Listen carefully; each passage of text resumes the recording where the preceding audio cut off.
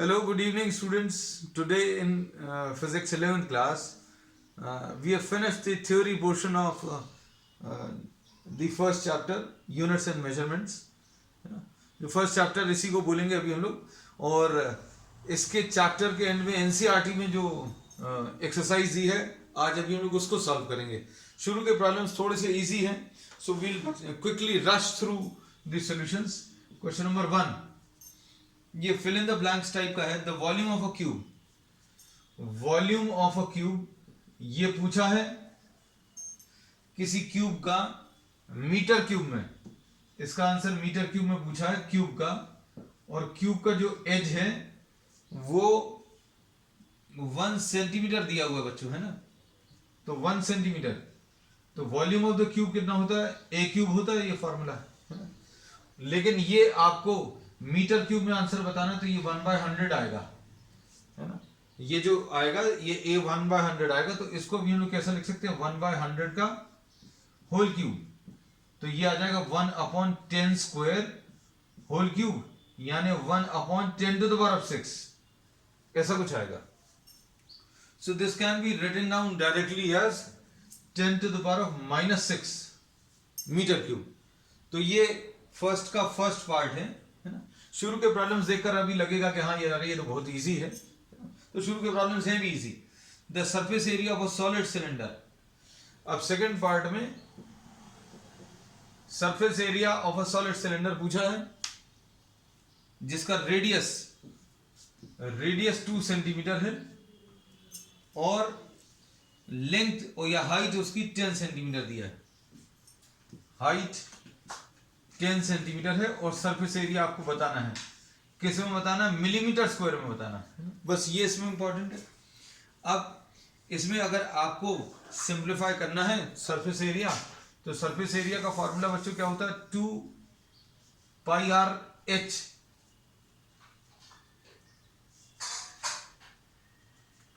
इसमें अभी हम लोग बोलेंगे surface area of this will be calculated by taking what, 2πr/h. अब इसमें ये 2 इंटू पाई को 3.14 ले लो. रेडियस कितना है, 2 सेंटीमीटर, लेकिन इसको अभी हम लोग 20 मिलीमीटर लिख ले रहे हैं. 20 इंटू एच को अभी हम लोग 100 लिख लिया, 100 मिलीमीटर, क्योंकि आंसर अभी हम लोगों को जो चाहिए वो मिलीमीटर स्क्वायर में चाहिए. तो बस अब आप इसको सिंप्लीफाई कर लो. सिंप्लीफाई करने पर कितना आ जाएगा, ये मिलीमीटर स्क्वायर में चाहिए, तो ये कितना आ जाएगा, 6.28 इंटू 2. ये तो 6.28 लिख लिया, ये 2 लिख लिया, इंटू 10⁻³ लिख लिया, है ना. अब इसको अगर आप मल्टीप्लाई करो तो 12.56 आ जाएगा. तो ये कितना आ जाएगा, 12.56 इंटू 10⁻³ मिलीमीटर स्क्वायर. तो ये सिंप्लीफाई कर लीजिएगा, ये 12560. और अगर आप ये और एक और डेसिमल प्लेस तक लेंगे, अगर एक और डेसिमल प्लेस तक लेंगे, तो ये सॉल्व करने पर ये एक और डेसिमल प्लेस तक वैल्यू आ जाएगी, या 22/7 ले सकते हैं, है ना. तो सॉल्व कर लेना बच्चों इसको. C part. तो शुरू के प्रॉब्लम जो है कुछ नहीं, यूनिट्स के कन्वर्जन है, मिलीमीटर, सेंटीमीटर, मीटर्स. अब a vehicle is moving with a speed of 18 kilometers per hour, covers how many meters in 1 second. अब इसमें कितने मीटर्स ये कवर कर रहा है 1 सेकेंड में, ये बताना है. The speed, sorry, a vehicle moving with a speed of 18 kilometers covers, ठीक, स्पीड इसमें उन्होंने दी है कितनी, 18 kilometre per hour. 18 kilometre per hour. ये बच्चों अगर तुम लोगों को याद हो तो ये तो अभी हम लोगों को कन्वर्जन छोटी क्लासेस में भी अभी हम लोग ले लेते हैं. कैसा ले लेते हैं अगर याद हो, किलोमीटर्स पर आवर को अगर मीटर्स पर सेकंड में चेंज करना तो 5/18 से मल्टीप्लाई करते हैं.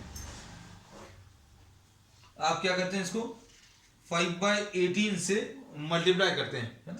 तो अब हम लोग इसको, और अगर मान लीजिए अगर नहीं याद, तो अभी हम लोग ये कहते हैं कि 18 इसको मीटर्स में अगर चेंज करना तो ये 1000 आएगा बच्चों, तो ये मीटर्स हो गया।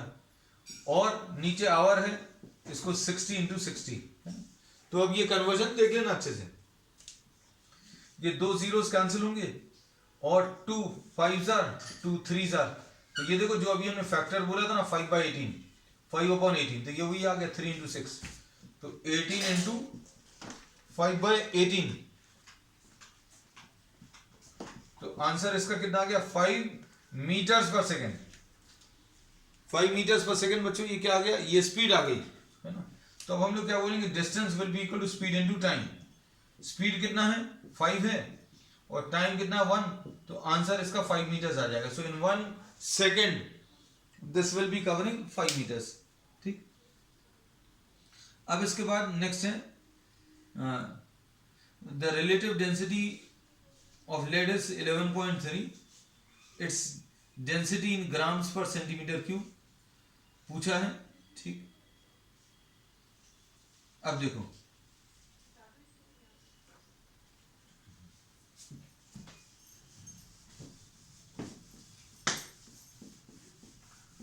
फोर्थ पार्ट,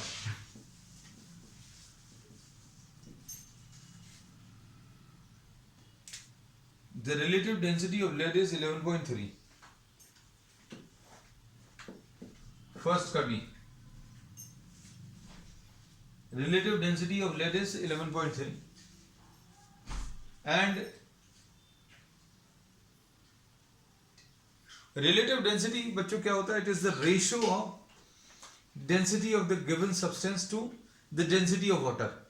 और density of water कितना होता है 1 grams per centimeter cube। तो अब हम लोग इसमें ये कह सकते हैं कि relative density will be equal to density of the substance upon density of water होता है जो कि 1 है ना। तो अब हम लोग इसमें क्या कह सकते हैं, ध्यान से देखना, density of the substance upon density of water, density of water 1 है, तो 1 grams per centimeter cube। तो ये relative density 11 पॉइंट कितनी दी है 11.3 है ना। तो अब हम लोग क्या बोल सकते हैं, density of lead of lead अभी हम लोगों को मिल गया, पहले पार्ट का तो आंसर तुरंत आ गया, इट्स डेंसिटी इज, ये इधर लिख दें अभी हम डेंसिटी ऑफ वाटर,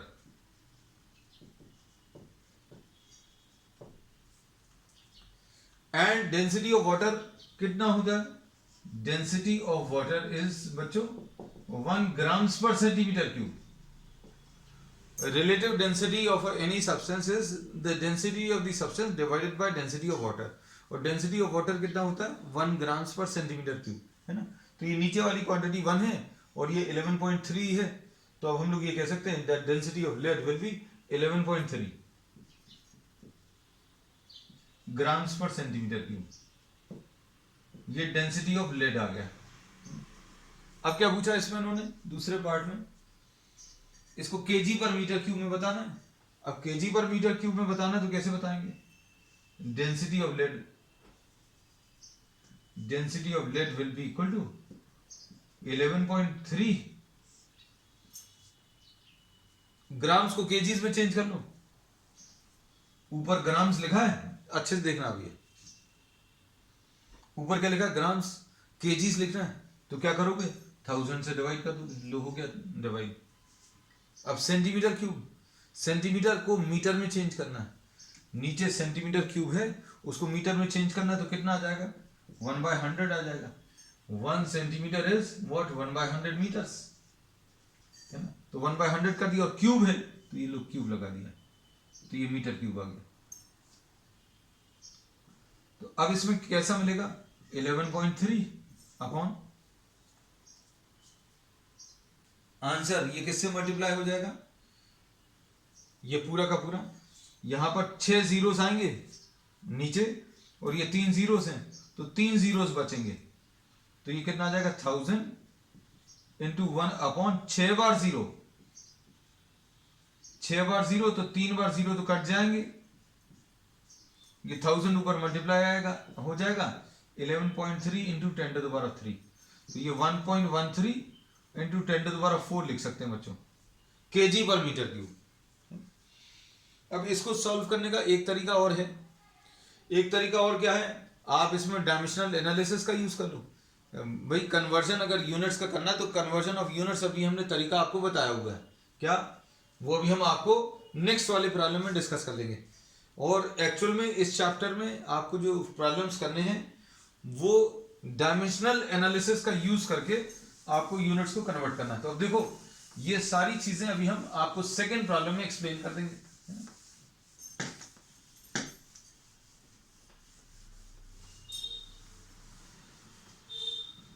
देखना इसमें नेक्स्ट अभी हम लोग ले रहे हैं सेकेंड प्रॉब्लम। तो सेकेंड प्रॉब्लम में क्या आ जाएगा बच्चों, इसमें सेकेंड प्रॉब्लम में fill in the blanks with suitable conversion. Second problem में आपको कन्वर्जन करना है किस किस का। अब सेकेंड का फर्स्ट वाला प्रॉब्लम देखो, सेकेंड का फर्स्ट। अब सेकेंड के फर्स्ट प्रॉब्लम में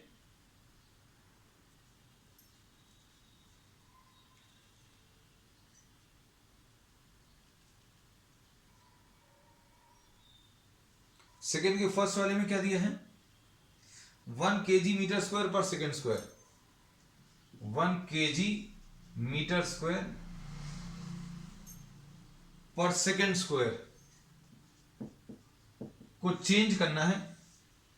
किसमें चेंज करना बच्चों, ध्यान से देखना।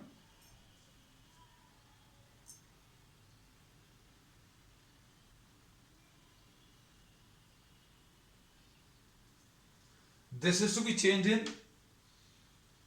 ग्राम centimetre square per second square, gram centimetre square per second square, इसमें चेंज करना। अब ये कैसे चेंज करेंगे, तो सबसे पहले तो क्वांटिटी देखो आप ये कौन सी दी हुई है ना। तो अब हम लोग इसमें ये बोलते हैं कि ये जो फिजिकल क्वांटिटी है उसकी यूनिट्स क्या है, kg metre square second square. मतलब डायमेंशनल फार्मूला अगर आप बनाना चाहें इसको देखकर तो आप डायमेंशनल फार्मूला बना सकते हो। डायमेंशनल फार्मूला कैसे बनेगा, अब अच्छे से देखना। ये केजी है मतलब एम है, मीटर स्क्वायर है मतलब एल स्क्वायर है, सेकेंड मतलब टी टू द पावर -2, ये आ गया। तो डायमेंशनल फार्मूला क्या आ गया, एम एल स्क्वायर टी -2 है। तो अब हम लोग कह सकते हैं the given physical quantity, the given physical quantity. हम लोग डायरेक्टली भी कर सकते हैं, इसको डायरेक्टली भी करना सिखाएंगे, लेकिन आपको जो डायमेंशनल एनालिसिस से यूज करना वो भी बता रहे हैं। गिवन फिजिकल क्वांटिटी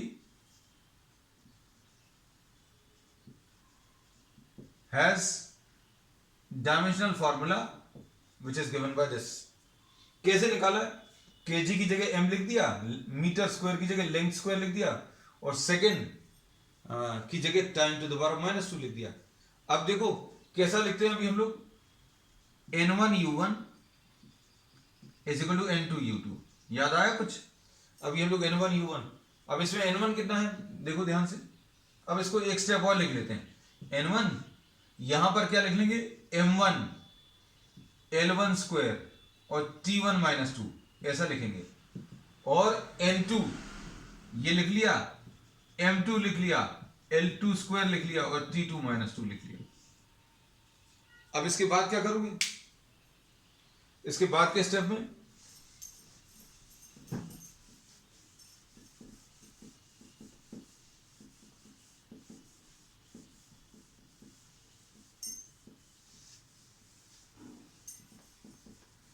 देखना आप ध्यान से, n1 अब इसको सॉल्व कर रहे हैं, देखना अच्छे से। n1 को अभी हम लोगों ने 1 लिख दिया, 1 लिख लिया। फिर इसको क्या लिखा, इसको m1 को क्या लिखा, kg लिखा, ठीक। फिर l1 को क्या लिखा, मीटर स्क्वायर लिखा। फिर t1 को क्या लिखा, second to the power -2 is equal to n2, ये फिल इन द ब्लैंक्स है, और उसके बाद m2 यानी ग्राम्स, और ये सेंटीमीटर स्क्वायर, और ये सेकेंड टू द पावर -2। तो n2 की वैल्यू कितनी आ जाएगी, n2 की वैल्यू 1 kg अपॉन ग्राम्स,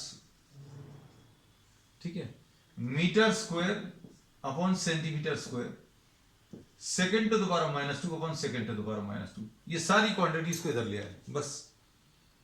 और ये चीज अगर आप चाहते तो इन स्टेप्स को सबको स्किप कर सकते थे, ये डायरेक्टली अभी आप लिख सकते हो, देखो ध्यान से। लेकिन अभी हमने बोला ये प्रॉपर प्रोसेस है जिसमें अभी आपको n1u1 is equal to n2u2 ये हमने सर रिवाइज भर कराया है ना। तो अभी आप ग्राम्स केजी को ग्राम से डिवाइड कर दो, मीटर स्क्वायर को सेकंड सेंटीमीटर स्क्वायर से डिवाइड करो और सेकंड, ये तो कैंसिल हो जाएगा। तो n2 कितना आ जाएगा इसमें, n2 विल बी 1 केजी को 1000 ग्राम्स लिख लिया अपॉन ग्राम्स लिख लिया, केजी की जगह 1000 ग्राम्स लिख लिया। अब मीटर की जगह क्या लिखा 100 सेंटीमीटर अपॉन क्या लिखा सेंटीमीटर, और सेकंड काट दिया। तो ये कितना आ जाएगा n2 की वैल्यू, n2 की वैल्यू इसमें आ जाएगी 1000 n2 ये 100 n2 100 क्योंकि 100 स्क्वायर है, इसमें ग्राम्स और ग्राम्स कैंसिल हो जाएगा, सेंटीमीटर और सेंटीमीटर, तो ये कितना आ जाएगा 10 टू द पावर 7। तो ये वाली वैल्यू बच्चों कितनी आ गई 10 टू द पावर 7। तो सेकंड का जो फर्स्ट पार्ट है ये अभी हम लोगों ने सॉल्व कर लिया। अब इसके बाद नेक्स्ट है 1 metre is equal to how many light years, second part.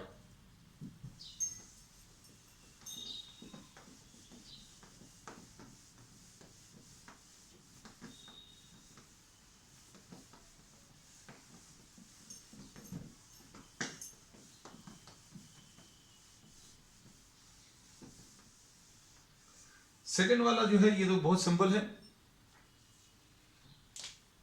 इसमें 1 मीटर कितने लाइट ईयर से ये बताना है। तो 1 लाइट ईयर अभी हम लोगों को मालूम है, सेकंड का सेकंड पार्ट 1 लाइट ईयर कितना होता है बच्चों, 1 light year is the distance travelled by light in 1 year, distance travelled by light in 1 year. Distance travelled by light in 1 year कितना आ जाएगा 3 इंटू 10 टू द पावर 8, ये तो speed आ गया, into time, time कितना आ जाएगा 1 साल यानी 365 डेज, और हर दिन में कितने 24 आवर्स, इंटू 60 इंटू 60 फिनिश। अब इसको सॉल्व करने पर बच्चों शायद अगर याद हो तुम लोगों को ये कितना आता था 9.46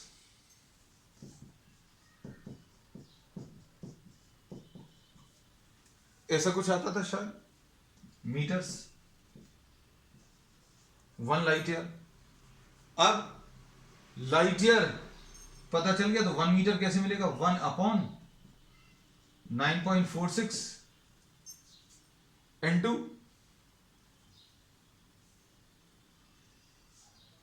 10 टू द पावर 15।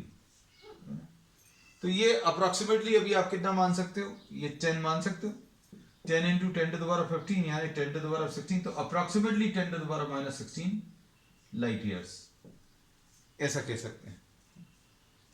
तो ये कौन से वाले पार्ट का बच्चों, ये सेकंड पार्ट का आंसर है। Third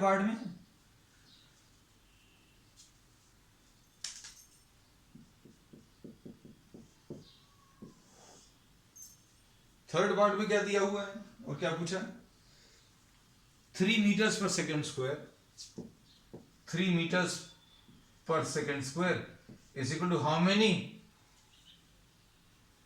kilometres per hour square, है ना, ऐसा लिख सकते हैं। अब इसको भी हम लोग कैसा बोलते हैं, ये किस वाले फॉर्म में n1u1 is equal to n2u2, है ना। अब इसमें n1 कितना है 3 है, यूनिट कितनी है मीटर, और सेकंड कितनी टाइम कितना second square is equal to n2, ये निकालना है u2 किलोमीटर आवर माइनस 2। अब n2 कैसे निकलेगा 3, इसको नीचे ले आए मीटर्स अपॉन किलोमीटर्स, सेकंड के ऊपर -2 आर के ऊपर -2 ऐसा कुछ आएगा। n2 इसको सॉल्व कर लो, है ना। अब इसको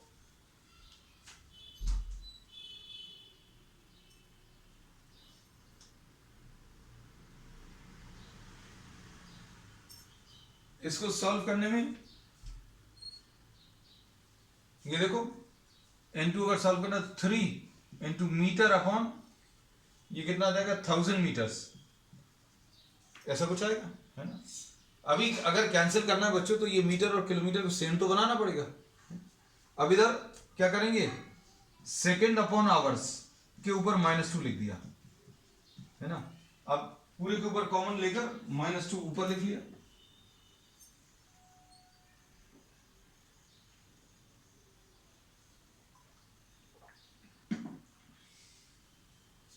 अब देखो क्या कर सकते हैं इसके बाद, ये तो कैंसिल हो जाएगा 3/1000। ये नेगेटिव पावर का क्या करते हैं, पॉजिटिव बना लो, hour upon second to the power of 2, ऐसा लिख सकते हैं n2, ऐसा कुछ आएगा, है ना। अब इसको अगर आप सिंप्लीफाई करो, कैसा सिंप्लीफाई होगा देखो, you can solve this.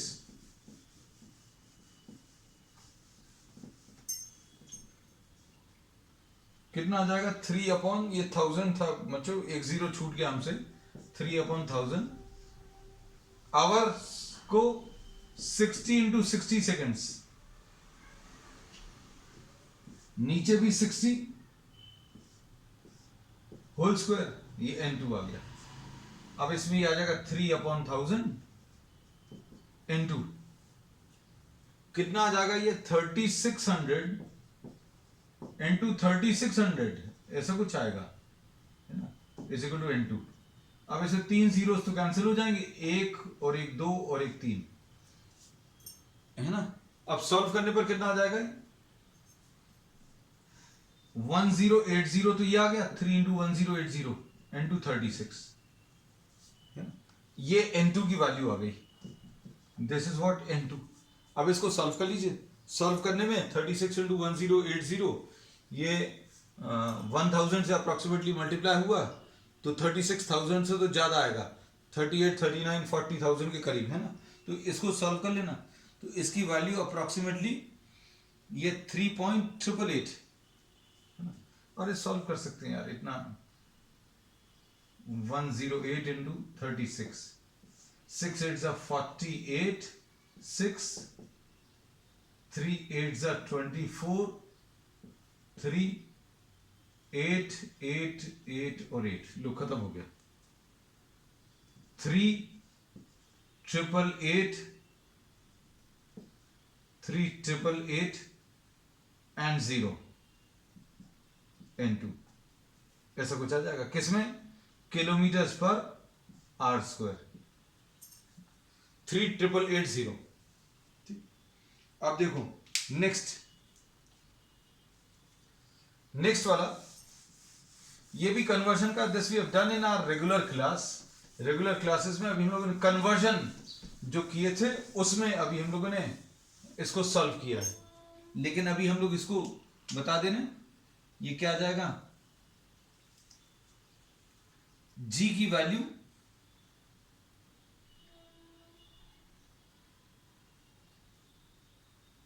Newton metre square per kg square को, Newton metre square per kg square को आपको किसमें, अब देखो ये अच्छा क्वेश्चन है, लेकिन क्योंकि प्रेजेंटेशन इसका थोड़ा सा लगे, जी की वैल्यू बच्चों कौन सा पार्ट है, ये डी पार्ट, ये जी की वैल्यू दी है 6.67 into 10 to the power of -11, है ना। ये दिया है newton metre square per kg square, ये कितना centimetre cube,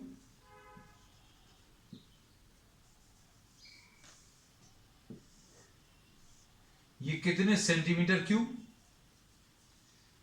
seconds to the power of -2 और gram to the power of -1। अब देखो ये बड़ा कंफ्यूजन क्रिएट कर सकता है ना, ये प्रॉब्लम जो है आपको ये कंफ्यूजन क्रिएट कर सकता है। अब इसमें ये सारी एसआई सिस्टम में है यूनिट्स, ये सीजीएस सिस्टम है। सीजीएस सिस्टम यानी सेंटीमीटर, ग्राम्स और सेकेंड्स, है ना। अब इसको अच्छे से देखना बच्चों, अगर आप देखोगे तो जी का डायमेंशनल फॉर्मूला आपको प्रॉब्लम में दिया हुआ है। अगर आप अच्छे से देखोगे तो दिख जाएगा। ये देखो, इसमें मास के ऊपर -1 लगा है, मास के ऊपर -1, ग्राम के ऊपर -1 है, ग्राम के ऊपर कितना है -1, फिर उसका लेंथ यानी सेंटीमीटर के ऊपर 3, m-1 L3, और टाइम के ऊपर बच्चों -2 है। लो, तो ये डायमेंशनल फॉर्मूला आ गया। बस अब इसी से ये पूरा प्रॉब्लम सॉल्व हो जाएगा। आपको इसको बहुत ज्यादा देखने की जरूरत नहीं पड़ेगी, है ना। लेकिन अभी आप नजर जरूर मारते जाना, क्योंकि अभी आप डायरेक्टली तो सॉल्व नहीं कर पाओगे। क्यों नहीं कर पाओगे? ये देखो इसमें क्या समस्या है। यहां पर ग्राम के ऊपर -1 है और यहां पर लग रहा है केजी के ऊपर -2। तो भैया अगर आपको चेंज करना है, if you have to change this value from one system to another system, अगर आपको इसको एक सिस्टम से दूसरे सिस्टम में अगर आपको चेंज करना है तो आपको ये तो एक जैसे होने चाहिए। तो ये एक जैसे आ जाएंगे। न्यूटन क्या होता है एक्चुअल में? फोर्स होता है। फोर्स क्या होता है? Mass into acceleration, mass into acceleration. Mass मतलब केजी और acceleration metres per second square. तो ये न्यूटन की जगह अगर आप ये रखोगे तो ये बिल्कुल ऐसे ही कुछ आ जाएगा। ये कितना आ जाएगा? केजी -1 आएगा और मीटर का क्यूब आ जाएगा और सेकंड के ऊपर -2 आ जाएगा, है ना। तो is nothing to worry about. लेकिन ये किसी स्टैंडर्ड फॉर्म में नहीं है। कैसे? इसमें ये न्यूटन है। जो 7 फंडामेंटल क्वांटिटीज अभी हम लोग पढ़ते हैं उसमें न्यूटन नहीं आता, मास आता, लेंथ आता, टाइम आता। तो इसको देखकर अभी हम लोग कह सकते हैं कि dimensional formula m-1 L3 N-T-2। और इनफैक्ट जिन लोगों को प्रैक्टिस बहुत अच्छी है उनको ये याद भी होगा। कई सारे बच्चों को ये याद हो जाता है और याद रहना चाहिए। अब क्या बोलेंगे? देखो, N1U1 = N2U2। अब अच्छे से देखना सारी चीजों को। N1 लिखा, U1 को लिखते समय इसको उतार लो और 1 लगा दो, m1 - 1 L1 क्यूब और T1 -2। इधर M2 लिखा और इधर पर इसको उतार लो, m2 - 1 L2 क्यूब और T2 -2। बस आधा काम यहीं पर खत्म हो गया। बाकी का आधा तो करना पड़ेगा, है ना, कि आधा काम खत्म हो गया, कहने लगे अब नहीं कर रहे। अब देखो क्या आएगा बच्चों।